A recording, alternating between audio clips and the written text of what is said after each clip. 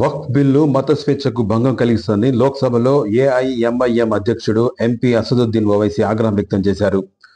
వక్ఫ్ సవరణ బిల్లును వివక్షత, ఏకపక్షం అని అన్నారు.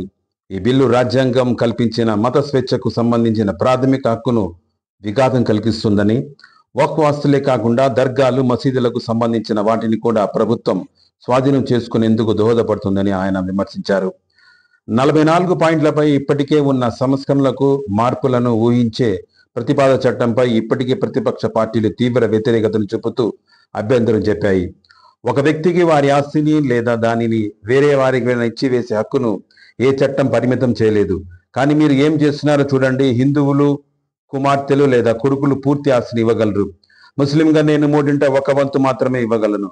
నేను బహుమతిగా ఇవ్వగలను, కానీ దాన్ని అల్లాహ్కు ఇవ్వలేను. ముస్లింలను తమ ప్రార్థన నుంచి మీరు అడ్డుకుంటున్నారు అని అసదుద్దీన్ ఓవైసీ లోక్సభలో ఆగ్రహం వ్యక్తం చేశారు.